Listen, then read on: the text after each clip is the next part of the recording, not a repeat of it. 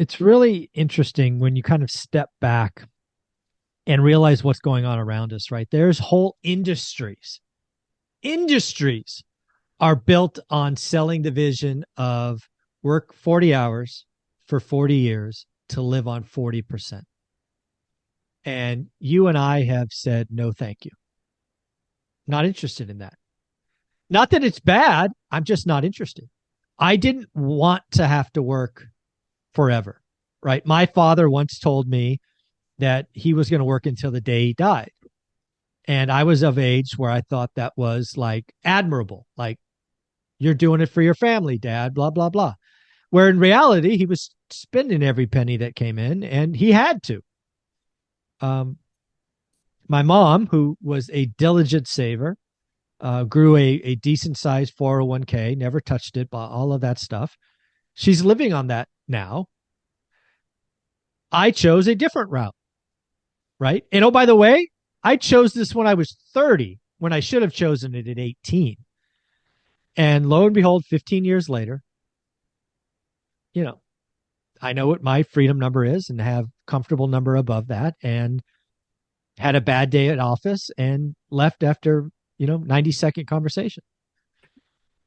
It's kind of freeing, because if I was person one or two and I had that bad day, I would either have to beg, borrow, and steal to stay there in an environment that would be toxic, or have to go look for another job.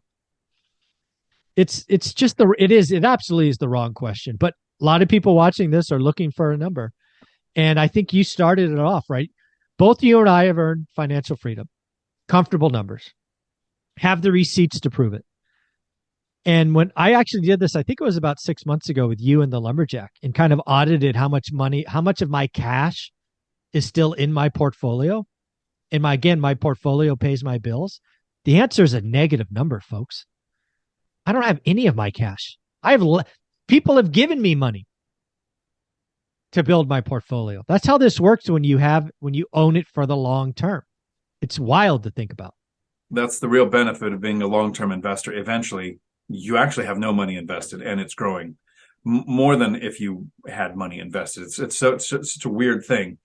And so what I'm going to follow up here with is, for anybody who's going to leave a comment, make sure you're attacking me. This is my opinion that I'm about to say.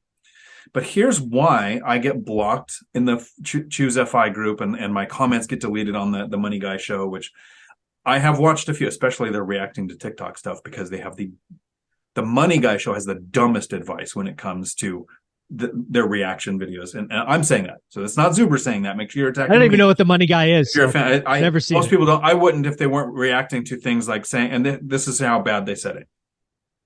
We don't have a problem with real estate. You just can't invest in real estate until you're wealthy. Once you're wealthy, sure, buy some real estate. I was like, oh my God. Why is someone, but there are people who love stocks. I totally get it. That's their thing. So great content for that.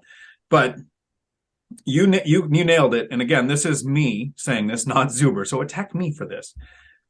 There are industries that are built on, you need to work more than 40 hours a week for more than 40 years to retire on less than 40% of what you made. They have employee retention programs, like let's call it a pension, keep you here for 20 years. Let's call it a 401k. We have a contribution to keep you here longer. All of these ways to elongate your employment with the company. I understand that.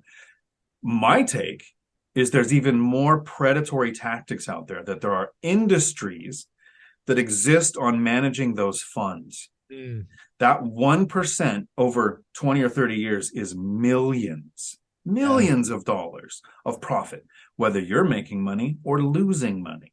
And so when you see content coming out that says you need to talk to a financial advisor, just bring up real estate, that those FI people will stop talking to you.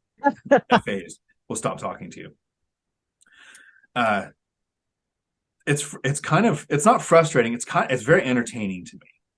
Yeah. That the guys putting out that show who are continuing to work will say things like, don't buy real estate until you're wealthy.